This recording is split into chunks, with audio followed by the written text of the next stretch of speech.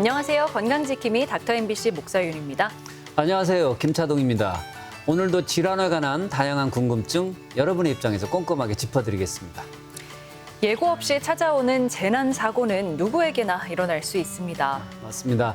재난사고를 사전에 대비하기는 어렵지만 재난이 일어났을 때 초기 대응을 어떻게 하느냐에 따라서 피해 규모는 달라질 수가 있다는 얘기인데요. 예, 그렇습니다.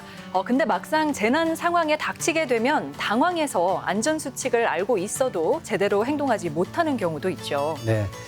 그래서 각 지역의 재난의료 책임병원도 수시로 재난 상황에 효과적으로 대처하기 위해서 교육과 훈련을 진행하고 있다고 하죠. 그래서 오늘은 전북대학교 병원 응급의학과 김소은 교수와 함께 재난의료란 주제로 이야기 나눠보겠습니다. 최근 대형 사고와 재난 상황으로 다수의 사상자가 발생하면서 재난의료의 중요성이 갈수록 부각되고 있는데요. 그래서 무엇보다 꾸준한 교육과 훈련으로 재난 상황이 발생했을 때 신속하게 대처할 수 있는 철저한 사전 준비가 필요합니다. 그래서 오늘은 응급의학과 전문의 김소은 교수와 함께 재난의료에 대해 알아보겠습니다. 네, 교수님 안녕하세요. 네, 안녕하세요. 네. 아무래도 전 세계적으로 재난사고는 꾸준히 발생하다 보니까 재난의료라는 분야에도 관심이 커지는 것 같은데요. 이 재난의료는 뭐고 일반 의료와는 어떤 차이점이 있는 건가요? 네, 재난이라는 말에는 익숙하실 것 같은데요. 재난에 대한 정의는 좀 다양할 수 있습니다.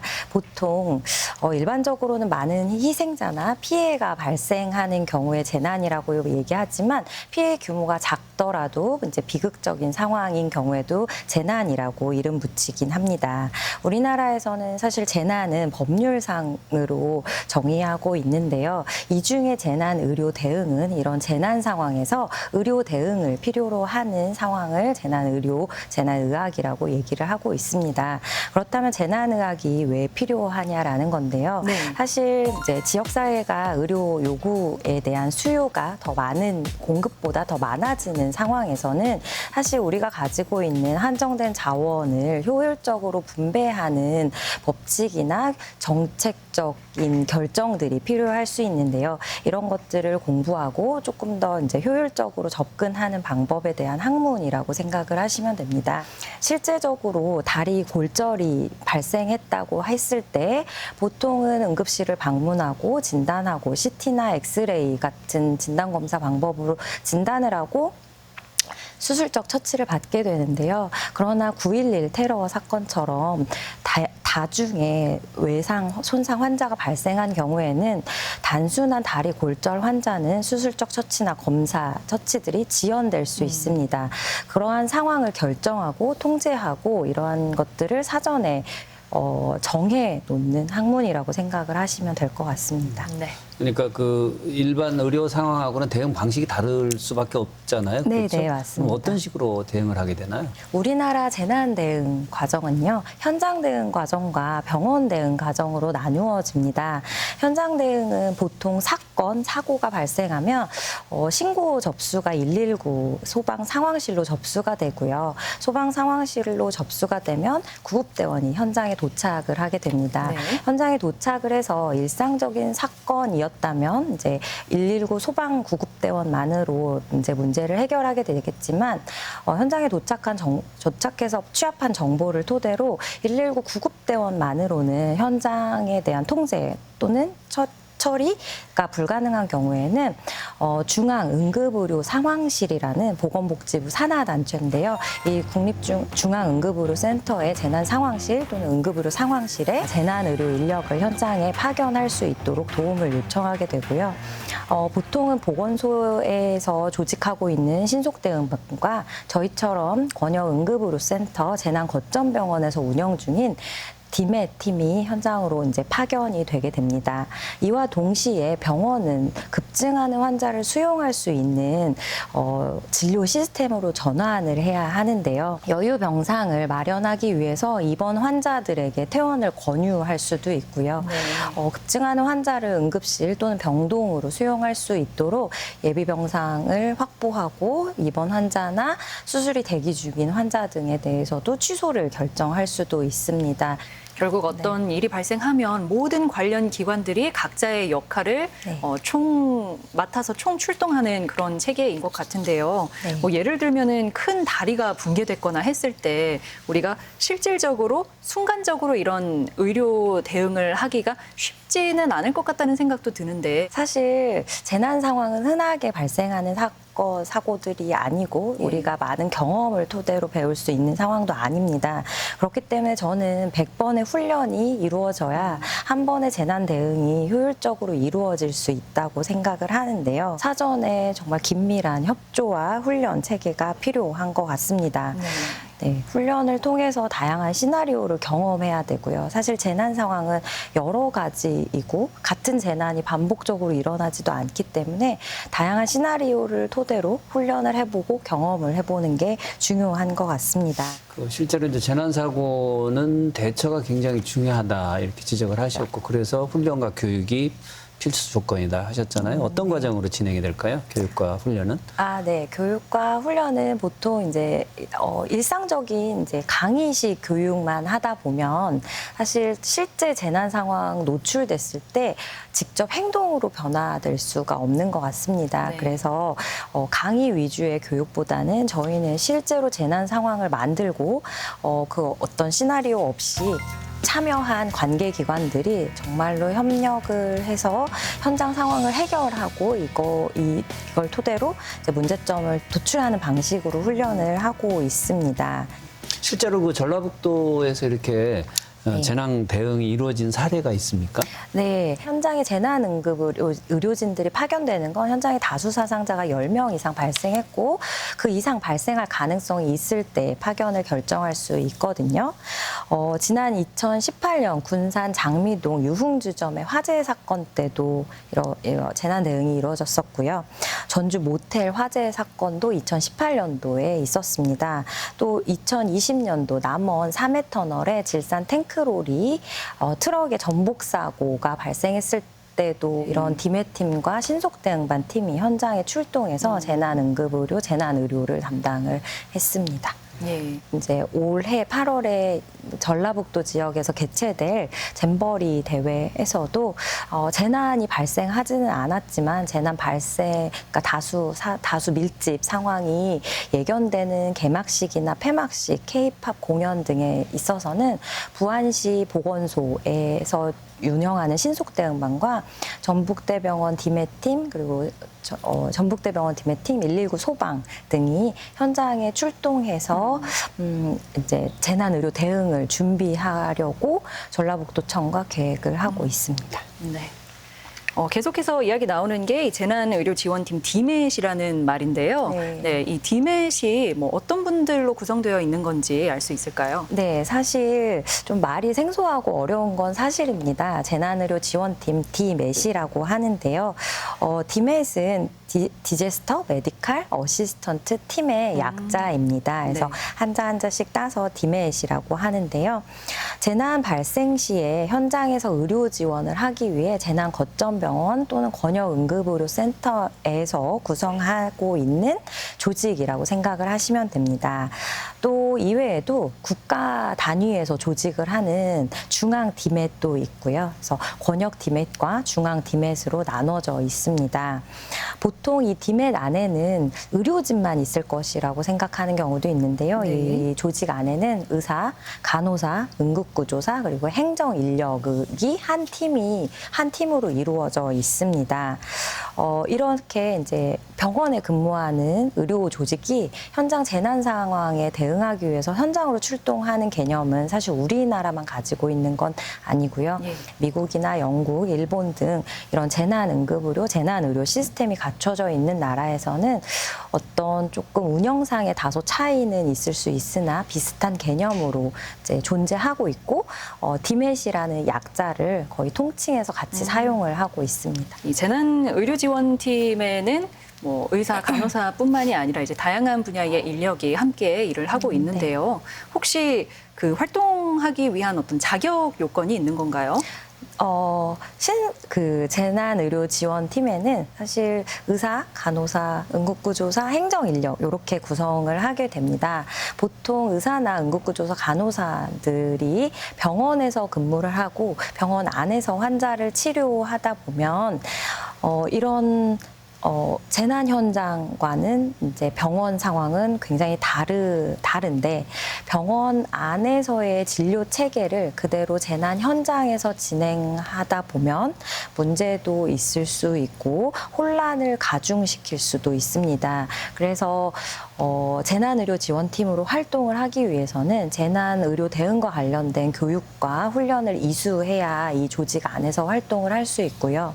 일반적인 의료진의 경우에도 어떤 의협심만 가지고 현장에 의료 대응을 하다 보면 사실 재난의료 지원팀만 현장에 파견되는 건 아니거든요. 신속대응반이나 119 소방 그리고 경찰이나 군 인력까지 함께 한데 모여서 재난 상황을 대응하기 때문에 이런 교육이나 훈련을 받지 않은 의료 인력이 현장에 파견되어 의협심만 가지고 활동을 하다 보면 오히려 현장의 혼란이나 혼선을 가중시킬 수도 있습니다. 그래서 재난의료 지원팀으로 활동하기 위해서는 교육과 훈련을 반복적으로 받아야 하고요. 매년 이런 교육과 훈련에 대해서는 중앙에서 보건복지부에서 관리하고 있습니다. 네. 그렇다면 실제로 재난 현장에서는 어떤 의료 활동들이 펼쳐지는 건가요? 재난의료 지휘 체계 이제 통수권자인 보건소장님 보건소장님 현장 응급의료소를 설치를 하게 됩니다. 현장 응급의료소를 설치하고 보건소의 신속대응반, 119 구급대, 권역응급의료센터의 팀이 이제 힘을 합쳐서 현장 응급의료소라는 텐트 또는 공간 안에서 이제 현장 응급의료 대응을 하게 되는데요. 사실 재난 현장을 TV로 보셨을 때 보통 텐트를 많이 치고 현장 활동을 하는 걸 보신 경험이 있을 것 같습니다. 네. 그러나 현실적으로는 기존의 건물을 이런 현장 응급의료소로 이제 설정을 하고 이 기존 건물 안에서 응급의료 대응을 재난의료 대응을 할 것을 권고하고 있습니다. 그러나 여의치 않을 경우에는 텐트를 설치하도록 하고 있고 텐트 설치도 이제 어려울 경우에는 노상에서 이제 현장 응급의료를 시행하라고 되어 있는데요. 사실 저희 같은 의료진들이 현장에 출동해서 이런 텐트를 순식간에 쳐내기는 쉽지 않은 것 같습니다. 그래서 저희도 텐트를 치는 연습이나 훈련 등도 하고 있습니다. 그런 것까지 신경을 쓰셔야 하는군요. 네. 전문의이시고 이제 대학 교수이시니까요. 네. 재난의료지원팀의 가장 중요한 역할은 뭐라고 생각하세요? 재난의료지원팀이 현장으로 파견이 됐을 때 일반적으로 생각하실 때는 현장에 재난 환자들을 처치하는 것 그리고 응급처치를 진행해야 하는 것 이런 것들이 우선이라고 생각하는데요. 사실 재난의료지원팀이 현장으로 파견되는 가장 중요한 이유는 현장의 다수사상자 환자들에 대한 중증도 분류를 시행하기 위함입니다. 그래서 저는 현장에 파견된 재난의료지원팀의 가장 중요한 역할은 현장의 다수사상자의 중증도 분류라고 생각을 합니다. 네. 그러면 방금 말씀하신 중증도 분류는 어떻게 이루어지나요? 중증도 분류란 급증하는 수요에 대해서 자원이 한계가 있을 때 이 자원을 효율적으로 사용하기 위해 고안해낸 체계라고 알고 계시면 될 것 같습니다. 이런 중증도 분류라는 건 예전부터 나폴레옹 전쟁 때 처음 이제 개발이 됐었는데요. 자원이 한정적인 이런 전쟁 같은 상황에서 우리가 가진 의료 자원을 조금 더 효율적으로 사용을 하기 위한 분류 체계라고 생각을 합니다.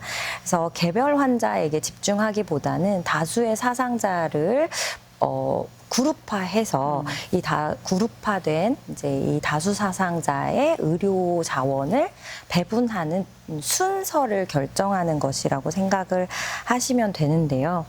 사실 한 명의 심정지 환자가 발생했을 경우에는 심폐소생술을 하고 병원으로 이송을 해야 합니다. 그러나 다수 사상자가 발생한 현장에 재난의료지원팀이 도착을 했을 때 이 심정지 환자를 30분 동안 열심히 심폐소생술을 하게 되면 그 외에 나머지 다수 사상자는 오히려 잃게 될 수 있거든요. 그래서 중증도 분류 체계를 발전시키고 이 중증도 분류 체계에 따라서 위중하지만 회생 가능성이 있는, 그리고 우리가 가지고 있는 자원으로 회생 가능성이 있는 환자를 먼저 분류해내는 시스템이라고 생각을 하시면 됩니다. 그래서 위중하지만 우리가 가진 자원으로 살릴 수 있다라고 판단하는 긴급 환자, 적색 환자이고요. 응급은 노란색으로 표시를 하게 되고 비응급은 녹색으로 표시를 하고, 사망했거나 또는 실질적으로 사망하진 않았지만 우리가 가지고 있는 현재의 자원만 가지고는 사망이 예견되는 경우에도 사망 또는 블랙으로 이제 분류를 하게 됩니다. 그래서 이렇게 분류된 이제 환자들에 대해서 의료 자원을 분배하게 되는데, 가장 먼저 긴급 환자, 그리고 응급 환자, 비응급 환자, 지원 환자 순으로 배분을 하게 됩니다. 이러한 중증도 분류 체계는 사실 의료진이 현장에 도착했을 때 굉장히 극심한 스트레스 상황일 수 있거든요. 이러한 스트레스 상황에서 감정적이거나 또는 어떤 방해되는 이런 것들을 전부 다 배제시키고 철저히 환자의 상태를 기반으로 해서 우리가 가진 자원을 가지고 분류하도록 발전하고 있습니다. 또한 현장의 판단이 매우 중요하기 때문에 가장 경험이 많은 의료진이나 또는 재난 상황에 대한 권위가 있는 이제 의료진에게 이런 중증도 분류를 선임해서 시행을 할 것을 정하고 있습니다. 그러니까 요즘 이제 응급처치에 대한 관심이 많아지면서 심폐소생술 같은 걸 많이 관심을 갖고 있는데, 재난사고 현장에서는 오히려 뭐 좋지 않은 영향을 줄 수도 있다, 그렇게 지적할 수 있겠네요. 네, 좀 전에 말씀드렸다시피 한 명의 심정지 환자가 있을 때는 현장에서 심폐소생술을 하고 병원으로 이송하는 것이 맞습니다. 그러나 다수 사상자가 있는 상황에서는 조금 더 냉철하게 판단을 해야 할 것 같습니다. 우리가 가진 의료 자원으로 충분하게 심폐소생술을 할 수 있는 상황이 아니라면 냉철하게 판단하고 우리가 가진 자원으로 살릴 수 있는 환자를 먼저 병원으로 이송하는 것이 필요할 것 같습니다. 네. 갑자기 우리가 재난 상황을 마주하게 된다면 현장에 있는 분들이 주의해야 할 점은 뭐가 있을까요? 재난 발생 시 대처하는 방법에 대해서는 미리 숙지하고 계시는 게 필요할 것 같습니다. 재난 상황은 굉장히 다양하고요. 재난 상황마다 대처하는 방법이 모두 다 다르기 때문에 이 사전에 동영상 또는 안내 책자를 읽어보시고 재난 상황에 대처하시는 게 필요할 것 같고요.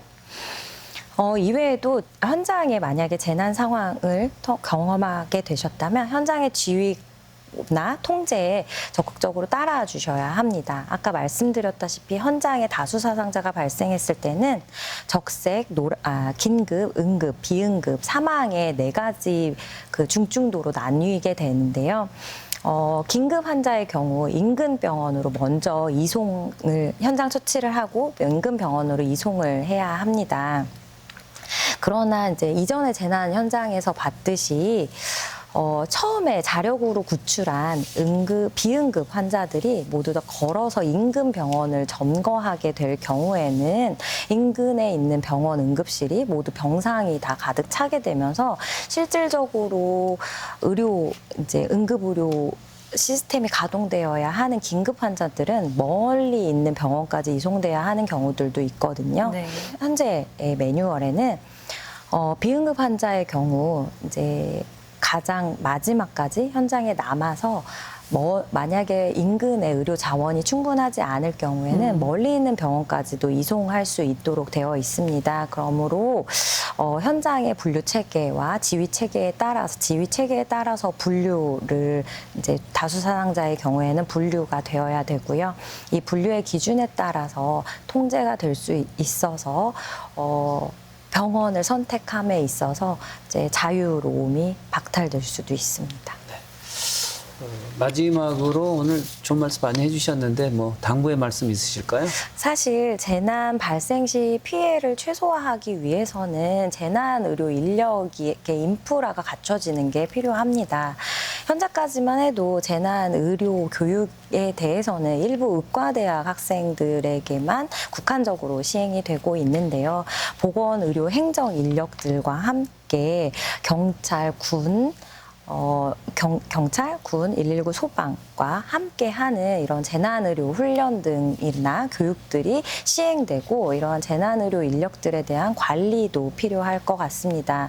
또한 이제 여러 가지 조직에서 재난 대응 매뉴얼이 제작이 되고 있지만 이게 통합이 되지 않으면서 조금 매뉴얼 통합 작업도 필요할 것 같고요. 각 기관별로만 훈련을 시행하고 있는데 현실적으로 많은 조직들이 한 번에 모여서 훈련과 교육 등도 시행이 되어야 할 것 같습니다. 그러기 위해서는 재정적, 정책적, 법률적 지원도 동반되어야 할 것 같습니다. 네. 오늘 이 시간에는 우리가 평소에 좀 관심을 더 기울여야 할 필요성이 있는 분야 재난 의료에 대해서 이야기를 나눠봤습니다. 응급의학과 전문의 김소은 교수와 함께했습니다. 네, 오늘 말씀 고맙습니다. 네, 감사합니다.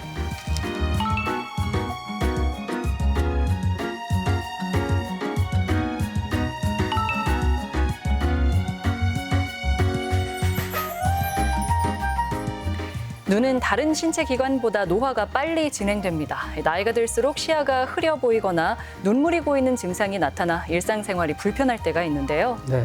더구나 최근에는 뭐 과도한 스마트폰과 컴퓨터 등 전자기기의 사용은 물론 자외선 노출로 인해서 나이와 상관없이 눈 건강 관리가 아주 필요한 시기입니다. 네.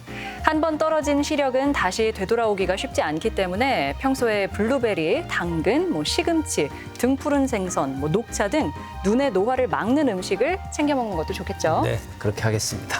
그리고 자연 풍경을 멀리 바라보는 것도 눈의 피로감을 푸는 방법이라고 하니까요. 초록이 가득한 자연 속에서 휴식의 시간을 가져보시는 것도 좋겠습니다. 이 밖에 건강과 관련해 궁금한 점 있다면 전주 MBC 홈페이지에 질문 남겨주시기 바랍니다. 오늘은 재난 의료에 대해서 알아봤는데요. 더 궁금한 것이 있거나 또 다른 질환에 대해서 궁금한 점 있으시면 닥터 MBC가 여러분의 궁금증 풀어드리겠습니다. 저희가 준비한 소식은 여기까지입니다. 다음 주 이 시간에 다시 찾아뵙겠습니다. 고맙습니다.